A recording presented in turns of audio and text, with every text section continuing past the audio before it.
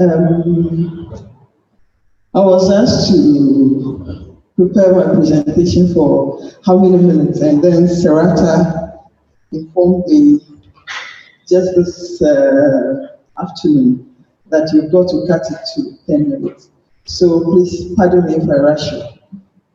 She gave me the permission to do that kind of thing. Yes, so we're having a conversation on the rights of children online. And this is a conversation most of us have taken for granted for too long a time. We don't pay attention to it because probably the child is not talking, and women are very few online, so it keeps going. But then again, I've been asking myself, when we talk about protection of children and women online, what comes to mind? Is it an issue of preventing them from going online, or we are giving them the requisite skills for them to be able to engage online? So for me, it's an issue of us focusing more on the skills that the women and children require in order to play or do whatever they wish to do online. So that is my opening statement for you. So for me, it's an issue of what can we give children and women in order for them to participate effectively online. We don't have time to be going through. Yes, so all of us who are on these platforms technically are online. So there are people like me in town and I ask, oh, are you online? No, I'm only on WhatsApp, which implies that WhatsApp is not online. But so long as you are, whether you are even if you are using a YAM now, you are online. So long as you have a bank account, so long as you have a SIM card, you are online. So we are all online, and it's important for us to be serious about what we do and what we don't do online. Now, so this is how the internet space looks like, the characteristics of the space. And I'm looking at two types here. This is about the life we live online, and this is about the space itself. So you see there's a difference between the two. I'm not going to walk you too much into that. That's why it's bold enough for you to see. So you just look at it. That's one, because it's not, nobody is, it's assuming no one is seeing you. People do all manner of things here, and we behave anyhow in that space. But then this other one gives too much room, or so much room, to people to do all the things. If we listen to the previous speakers, we were talking about IoTs and all of that, machine learning and all those other crazy things. So it means the system can be deployed. Yes, I'm calling it crazy things. The system can be deployed for that. But then when we're talking about internet security, we're talking about a situation where you can put something online and you'll be able to protect who says it or who takes hold of it. So in that case, what I spoke about earlier, which has to do with the requisite skills, still comes to play here. It's important for you to know how to navigate in the space in order to activate your safety options and all those other things that are required. So that is why we need the internet privacy. Now, when we're talking about personal data online, these are the things we're talking about. We're talking about your name, your address. This is location, actually. Your online identifier, it's got to do with your IP address and all those other things. Your cultural profile, income, health information. These are things that should not be online for third parties unless you allow them into it. So these constitute your personal data. So if someone is in control of it for you, I don't know what you make of yourself. Now, this is a study done by DW Academy last year on young people. And it's so interesting what is coming up with. It means that there's so much lack of digital literacy skills among young people in Ghana. This is the statistics for Ghana. And if our people find cyberbullying, misinformation, hate speech, and all those other things normal, then there's something wrong with us. There's something wrong with our young people. Then you can imagine how much filth we have in the space. So we can think about that. Now, when we talk about women, I was looking at the Media Foundation for West Africa's report for 2017 and Where We Want Foundation's report. Essentially, they're all pointing at the fact that the level of education, that's the digital skills of women, is so low that they find it very difficult to engage online. So their confidence level is low. When you go and they bash you once, then you find your level. 50% less likely than men to be online. And it shows in the next slide for me, so I won't speak much. 30 to 35% less likely to use the internet for economic and political empowerment. We all know that when women are vying for position, we even help people to tease them. So we should be ashamed of ourselves. This is what it's saying. Now, this is what women worldwide are seen to be doing online. This is how they use the space. This is what they use the space for, because it's their right to be online too, just as children. Interestingly, this is the percentage for Ghana that is on Instagram for men, and this is that of women. 36% of women, 64% of men. I don't know. I personally don't like Instagram, but that is not to say that people should not explore on it if your business can for results. Now, so that is about women. Now we move straight to children. And for children, I'm looking at the 3 P's for child rights. That's protection, provision, participation. What does protection say? Protection says the child has a right to be protected from discrimination, abuse, neglect, including all those other things. What I've listed there are the articles as stated in the UN Convention on the Rights of the Child. Then provision. Please, Marcus, you are disturbing us.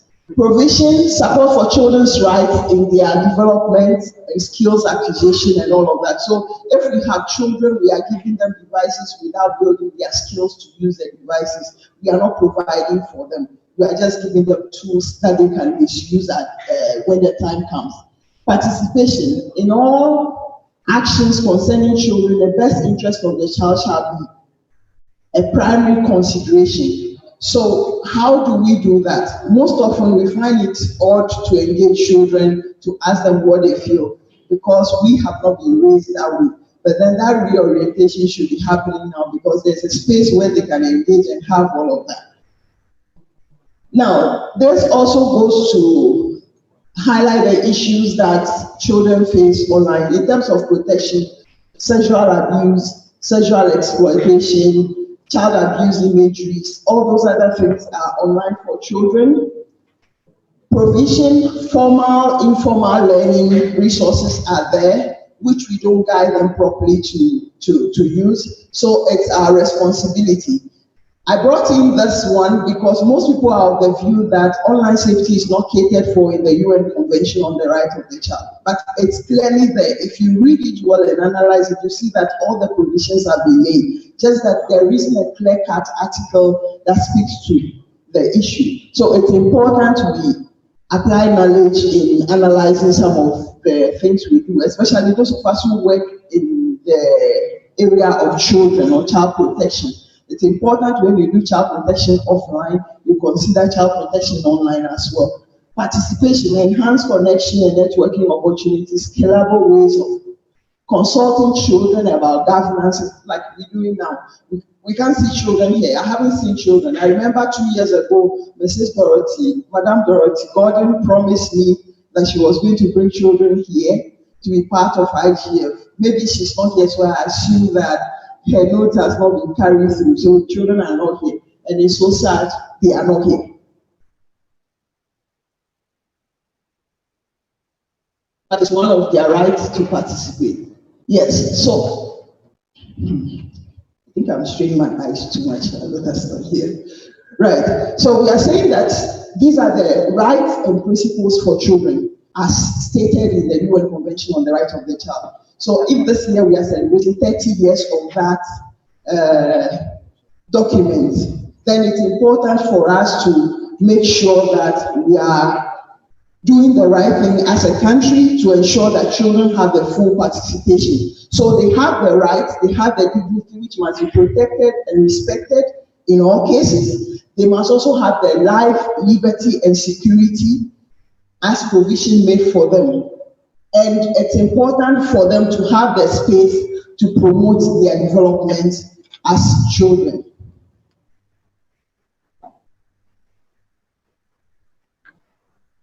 I spoke about the digital gap for women earlier.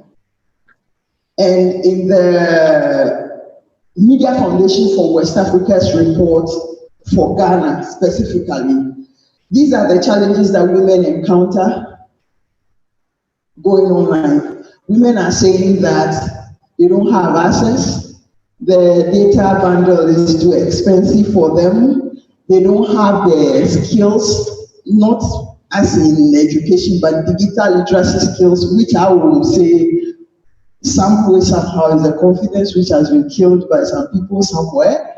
Then lack of the know-how, that's how to navigate the skills again. Safety challenges, which has to do with cyberbullying, harassment, cyber stalking, body shaming, and all of that. I recall recently when Fela McCaffrey, there was an issue with medical. Derek, you know that too well. And then McCaffrey happened to be posted with leaves on her boobs and stuff like that. It's not good enough. People are in the space, women are posted with their bodies one way or the other. We supposedly think it's not good enough. And we, fellow women, it will interest you to know, fellow women contribute to that kind of conversation. And I don't know what we're doing to ourselves. So you can't be doing that and be hiding to say that. Now, I'm saying that there's so much complexity when it comes to making laws or documenting for the protection of children and women. Why am I saying so? In terms of the children, there's a need to have conversation with all these other stakeholders, the government, social welfare, the academia, the law enforcement, all those other people, in order to be able to come up with a workable policy for children. Now, when it comes to women, we are talking about cybercrime and fraud issues. We're talking about human rights issues. We're talking about cultural norms. We're talking about internet governance as we have it now.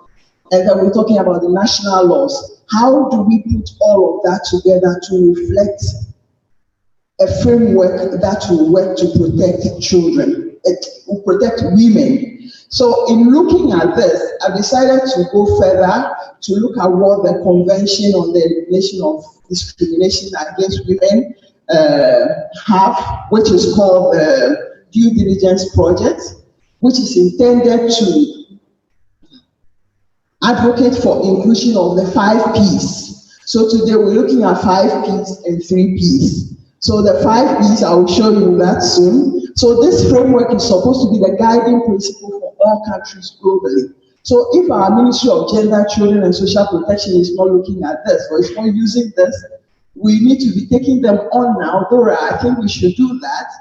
The policy brief does not highlight this, but then now we know, so we will follow up on it. They have signed it, we didn't sign for them. So they need to do what they've got to sign for. So essentially, this is what the 5 Ps is. So the first one, prevent violence against women. The second one, protect women from violence. The third, prosecute and investigate incidences of violence against women. The fourth, punish perpetrators of violence against women. And the fifth one, provide redress to victims, survivors of violence against women. Do we have places where women easily walk to and report cases? So here are the recommendations. Education and awareness on online safety and well-being. Terms and conditions should be read properly. Don't just look at them as terms, T and Cs. Now the GDPR has made it possible for us to have them written bolder. So that is one of the things we should pay attention to when we are signing up to something.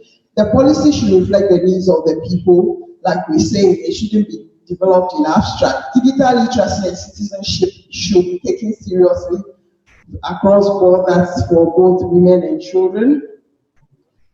The presence of privacy policies would increase trust in the people. So if I know that there's a law somewhere that protects my right, I'll feel free and go online and express my views online.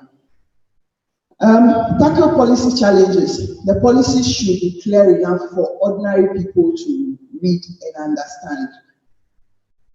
And ensure minimal ambiguity in the law in relation to privacy concerns online and offline. And I think finally, design programs to build skills and confidence of all who use the space. Yes.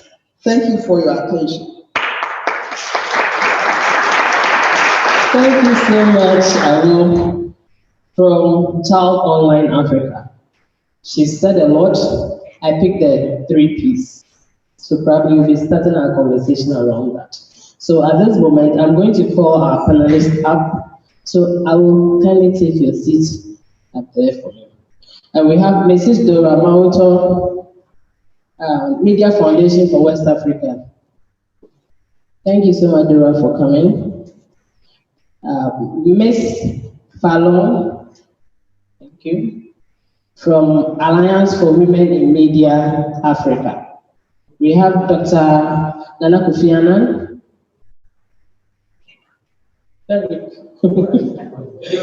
Okay, so we have Derek.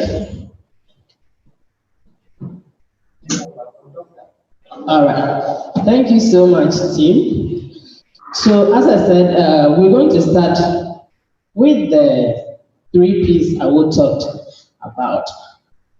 This is a very sensitive area, and we all know that the internet is fast expanding. When it comes to development, it's key in there.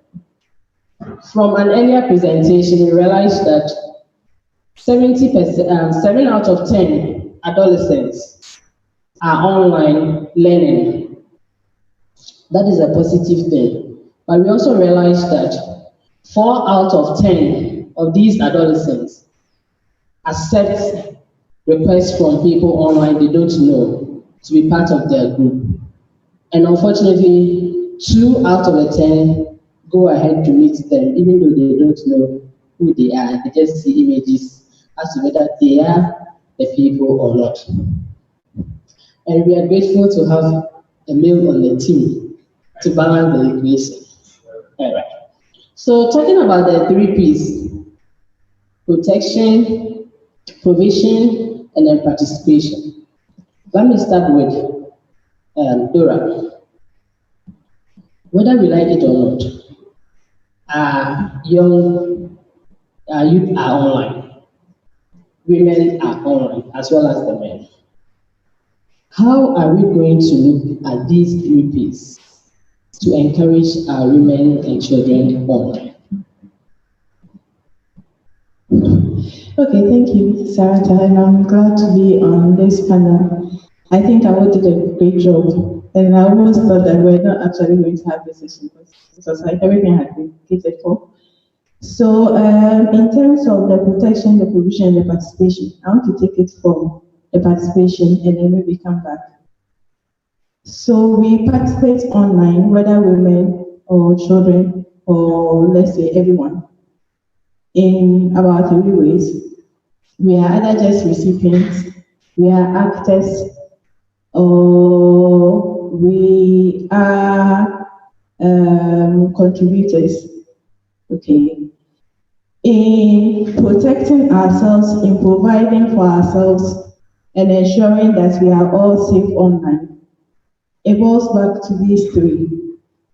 So if you are an actor, if you are a content creator, if you are a developer, what are you putting across? If you are a recipient, so you received an information and people are body shaming somebody and you are contributing, then what are you doing in terms of protecting others? And then the bit about the actor is the provision, what you are giving out, and then your participation, you see. So it comes back to all of us. And I think that policy has its role to play, but then we also have our roles to play. Awo talked about data for privacy. And I think in the previous session, we had an interesting session there. And we all got to understand that in as much as there are some safety mechanisms that you can take to protect yourself, your data at the end of the day is accessible. And it's used any way they want. And they will just mine it and use it to their benefit. But how are you, as an actor, as a participant, as a contributor, whichever way you put yourself, how are you leaving your footprint on the internet so that you are safe? Because whatever you leave there is not going to be forgotten anyway. But what you are leaving there, to what extent is it contributing to creating an unsafe environment for women, for children, any other person who is online? To what extent is it providing information that people can use to protect themselves? Or to what extent is it helping in sensitization so that others get to know what to do and what not to do and how we can all play safe in that space? I think I'll leave it here. I think I might jump you because you talked about the previous. So I'll just touch also on the 3 Ps and let me talk about protection. So when we come to protection, you realize that the internet is pretty young and there are a lot of parents and caretakers, guardians who have no idea how to use the internet. And I think we have to individually become, let me introduce monitoring into the mix.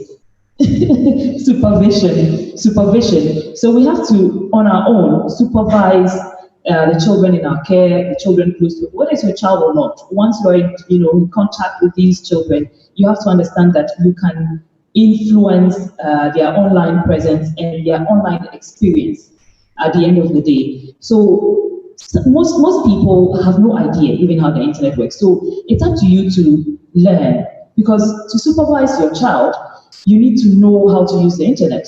And you have no idea how to use it. Some parents don't even know how to lock certain channels to prevent children from accessing them. Recently, there was this incident where a popular cartoon on YouTube, which children watch, and there was a report that when, sometimes you put on the TV and then you just let the children watch cartoons. But at a point when they're watching a particular cartoon sneaks in, teaching them how to commit suicide.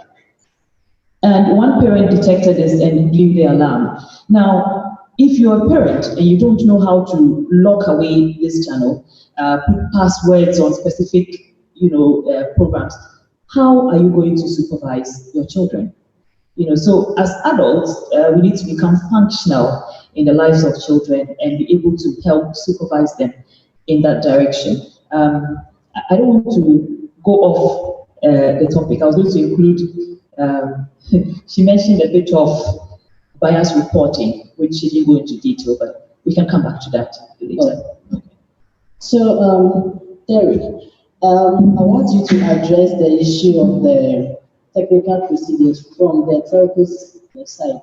What are some of the technical procedures that are being put in place to protect the women and children online? Oh, Madam Moderator, I thought I was only here to fix the gender balance equation, not to talk. But I'm sitting in for a doctor, but I'm not a doctor, so I'll try my best. And great conversation. From the mobile industry perspective, I always will tell our, when we have our conversations, that me, I'm only selling data. What you go and do on it, I don't care. So I used to tell her that, and then at some part, over the years, I realized that no, we have a role to play. So thankfully, I was able to study something on children and mobile technology from the Telecoms Academy in the UK, and it talks about the fact that we provide access, and in providing the access, we've gotten to a point where we have more like a mission to ensure that we provide pretty much some safety for those who use our access. It's not anything different from somebody selling cigarettes and he's warning you that it can give you lung cancer, but you're still buying it. So you still have a role to play. And over the period, I realized that 2 years ago, we're trying to put together and sign a charter as a mobile industry, because you realize that every operator does something in their own space. Now, much in Ghana particularly, most of the issues are coming from social media. And you know that social media is pretty much, everybody's like an administrator of their own page. So when there's an issue, how do you even probably use your systems or your network to be able to take it down? That's a pretty much, that's a big challenge, pretty much. So in terms of, we've had a lot of conversation in that space, and thankfully today there's been a couple of committees set up, there's been some arrangements between even government and then Facebook across different jurisdictions. And what we're seeing is that now when there's something that we think that this is harmful, even the likes of Facebook themselves are building algorithms that are able to now pick. So now you realize that they even post an image or a video of somebody being beaten or something. Then in the next 2 minutes, you get a notification that this video has been censored for blah, blah, blah, blah, blah. And sometimes if you continue doing it, they can take you off their system. So increasingly, everybody is beginning to feel like they have a role to play. From our end, particularly around those managing the APIs and the rest, it can get to a point where if you need to completely blacklist probably like a website, or you want to completely take off a page, a homepage or a landing site or something, then we can have those conversations where we can talk to a telco and operator and ISP, and then you can basically block the exchange and stuff like that. Yeah. Okay. Thank you. I'm going to be a bit biased here. We know that in our homes, most often it's the women who are training the children. When it comes to online issues, to what extent are the women knowledgeable when it comes to this issue? Because if I don't know, how do I educate my children? And most often it's the women who are with the children at home. And there's this notion that we had a social platforms. We were using them. It's a mindset and probably content that is on now that we are having issues. Because we used to have these social medias around, we were sending good information out there, but now the content on it is what is kind of making it a bit difficult to use it for development. What is your take on it? Please start from you, or somebody will answer. So just 1 minute. Just in a minute. I think that yes, women have a huge role to play, but increasingly men also have a very huge role to play. So between the parents or the guardians or whoever is in charge of the kids, I think that thankfully the likes of Mawutor, the likes of Nuong, working hard to be able to educate. I think that's really where the issue is, because there are a lot of BBCs that still take care of kids. I know some people are wondering what is BBC, born before computer. A lot of born before computer parents and guardians that are still looking after kids. How many of you in this room know that today we have a YouTube app for kids? Okay, I see one there. But yes, we have a YouTube app for kids. So if you know you are one of those parents that you want to put your phone down, your kids will come and take it and play with it, and you don't use the YouTube, you can either download the one for kids or delete the entire thing and just download or have the two on your. My kid is 2 years, but he knows just how to open the phone and access the thing, even though he's not talking, but he knows where YouTube is, and that's the icon he just wants, and he wants to play with it. And it's important that this education runs across homes, families. So there's a conversation around even funding. How do we fund those who have taken a step to ensure that that education goes into our homes? Because even for yes, landing, let me land. The plane needs to open the tire. Even for those who live in urban homes and stuff like that, you see the gap. Imagine those who live within the rural communities where there's very less education around. So there's a big gap, and we all need to work at it. I'm going to take the question, although you centered it on women. I'm going to take it off women. We don't need that pressure, and throw it back on all of us, because we are all responsible for children, the protection of children online. And I usually say, if you have a voice, then it is important for you to use that voice to educate the people around you. If you're online and you have a bit of influence, even if it's just one person listening to you, you know the law, you should be able to, when you speak about these issues, quote the law, okay? Include, the UN Convention, include other policies. So when someone is reading, even if another person joins the audience, you're teaching something, you're transmitting something to the people that are listening to you, and this will guide their behavior also. Because we have our colleagues online who break the law where these things are concerned, but they do not know it themselves. And like I mentioned before, parents need to teach themselves.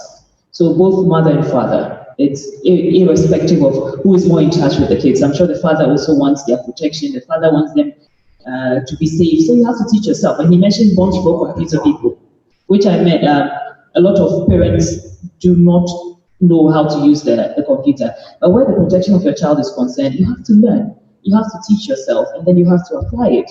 Because if you don't, then you're leaving the protection of your child in another person's hands, and you can't trust people online. Also, another thing I think parents do, which put children in danger, is sharing of too much information online.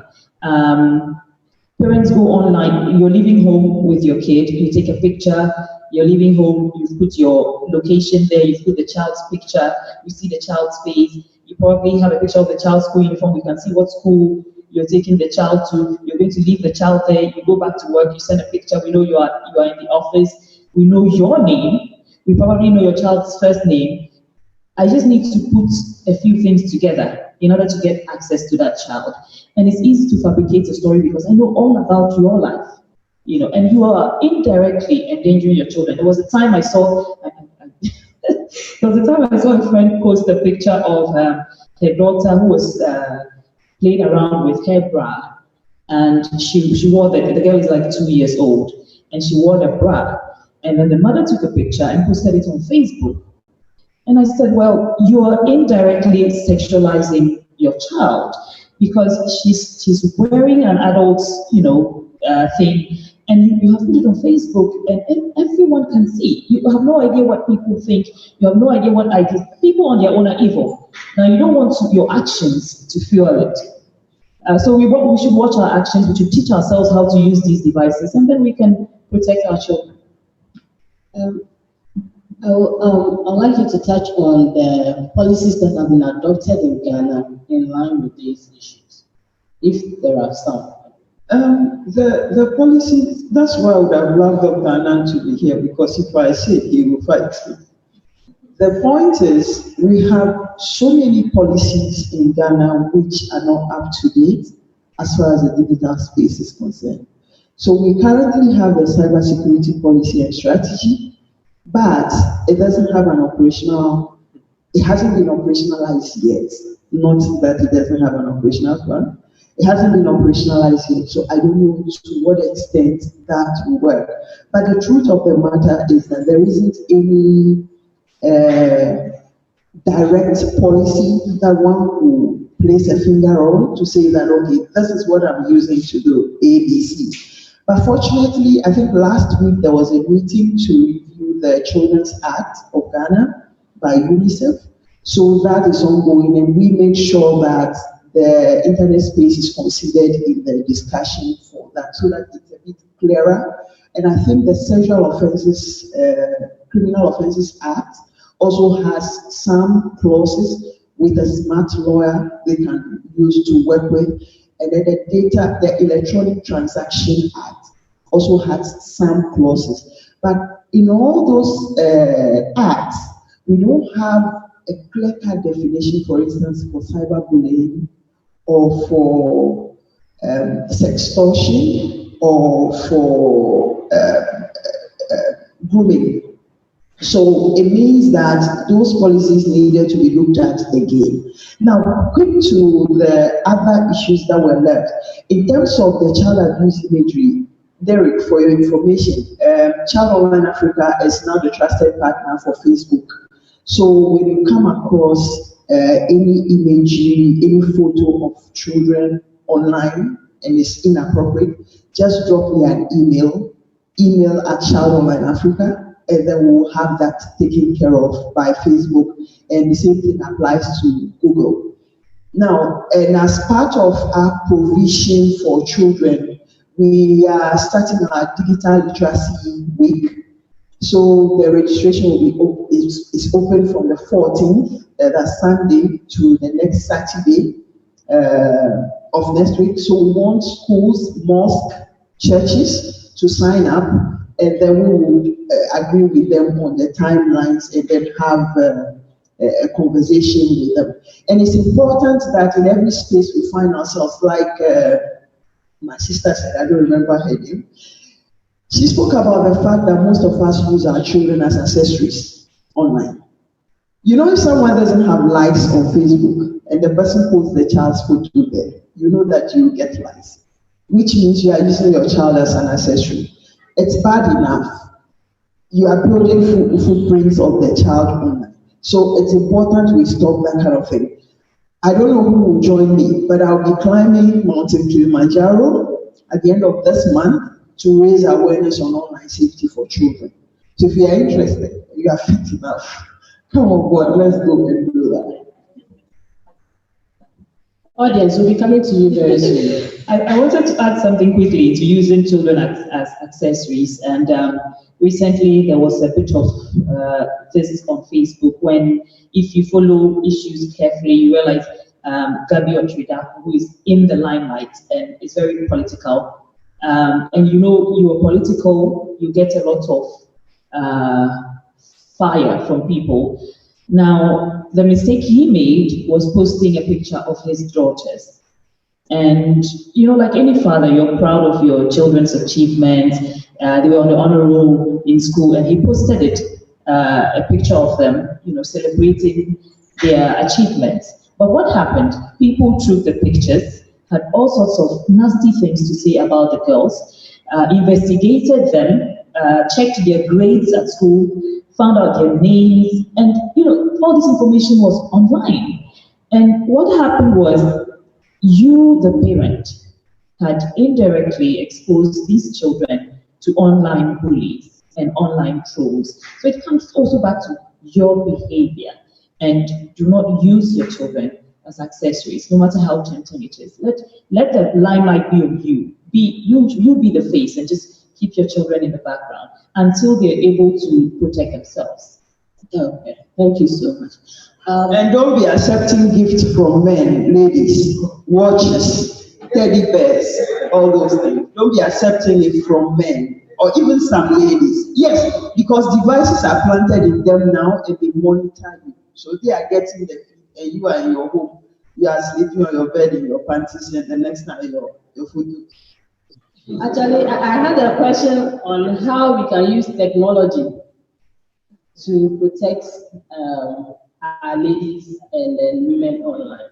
And she's actually talking about technology being used in a negative way, but not to. And Dora, I'll come back to you, but let me find out if you have any questions from the floor, contribution, and I'll come back to that.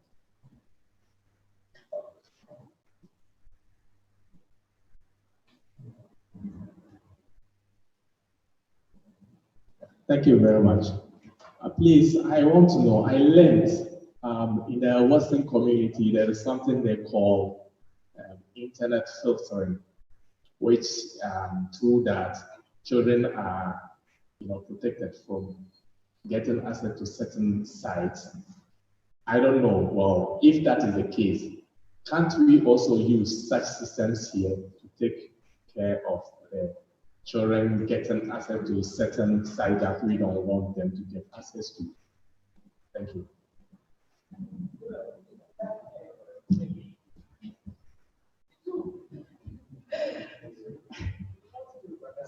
Yes.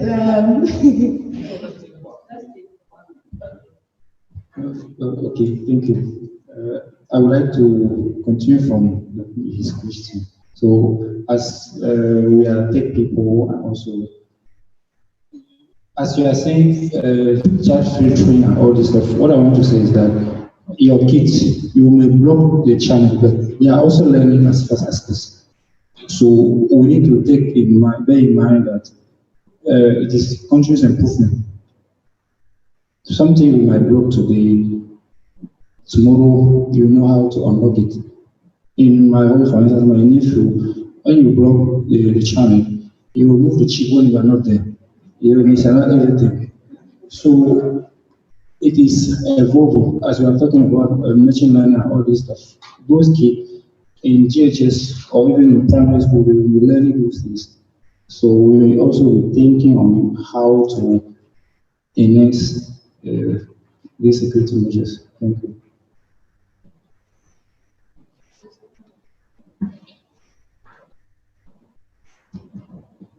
Okay, please, I also want to ask about the women. Okay, since we are talking about women who have been born before computer, and these are the same women who are supposed to bring us up in whichever way, and it's technology that's definitely they would have to use in training us. How best do they do that? And is there any other way they can be educated? For instance, the woman at the market who doesn't know anything about technology, how does she get the education on a lower platform so that she will be able to monitor the children on how to live without being in any trouble?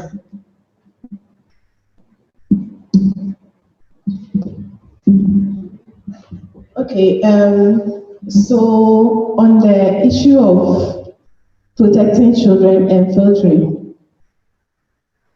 I don't think it's a case that any organization directly is in support that children should have access to all of the internet all of the time, anywhere they are. But then, in doing so, you must as well be mindful that there are adults who also have rights to access information. And so you don't deny them that. It's finding the balance between the two. That is where the challenge usually comes in. But like I think I was side chatting out briefly. I think during the cybersecurity week last year also, there were a number of safety tips that were displayed. There are so many things that adults can do or what and guardians can do in terms of teaching children what to do and what not to do online. So that it doesn't have to be arbitrary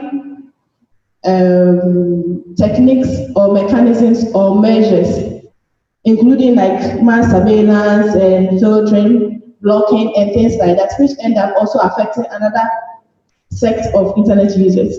So we just have to find the right balance whilst we are doing this protection. And then on the issue of women and children, and the fact that children are getting more maybe knowledgeable than even their mothers or their guardians and those kind of things. We as adults are learning, they are also learning. And me, I call them computer babies. Because the kind of things you would not think they will know, they know. They also have friends, they discuss things in schools. And what you think you have passworded or done something so strange you think they cannot go around it, you'll be surprised how they work around it. What I think is that we should take responsibility as adults, as parents, as guardians. We need to build a level of trust with the young people and with the children. So that even when you are not online with them, and you don't have the capacity to be online with them and monitor what they are doing, they are able to open up to you. And they take your advice or your pieces of information that you give them seriously and they work with it. Because you are not there with them. That's one, about the people who are not digitally literate, if I should say it like that. Apart from building that kind of trust, the bit about education and sensitization that has been talked about, in most of these discussions, it ends up being in facilities and hotels and things like this. And it comes out with people who can speak English. But then to what extent do we have this kind of education at the marketplace? Or even on our local radio stations where they are speaking all the tree and coming up with other proverbs. Why won't we use those platforms to do that kind of sensitization and education? Sorry, I want to say something about the bit about policy. So whilst we are doing this face-to-face with our children and also doing the sensitization, in terms of policy, as I was said, maybe another step is the fact that we don't have policy targets. We don't have policy action plans. And then we don't have budget allocations. So we say, okay, we want to sensitize women on ICTs, and it's in the national ICTs policy or the women's ICT policy. Yes. And we just leave it blank like that. How do we monitor? We don't have targets. So when do we know that we have reached A or B? And what is the roadmap? How are we getting there? And when you have said all that, if you don't have budget to go with it, to what extent will all that be implemented? So I think we have to look at it holistically. Thank you so much, Dora. Unfortunately, I have to give like 1 minute to wrap up. Yes, so 1 minute each for the rest. And Okay. So on your issue, there are times that there was this last year we had a market storm. The previous year we had market storm. Essentially, that conversation by the telecom chamber is to create the platform for users who are not savvy to engage and ask the necessary questions.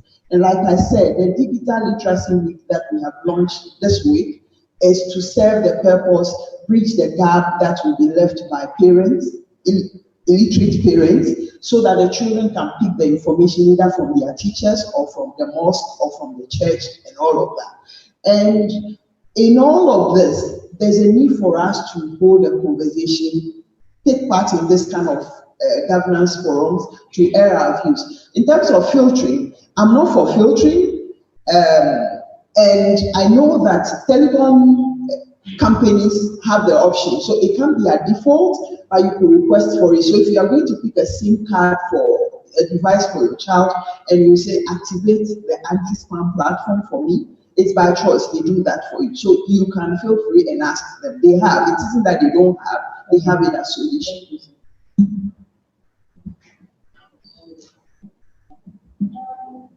So let me use 1 minute to introduce the role of journalists in child protection. Sometimes when you watch TV and you watch the news and you see how children's stories are reported, you realize that there's so much we do to leave the child vulnerable. And I speak with good intentions because I'm a journalist.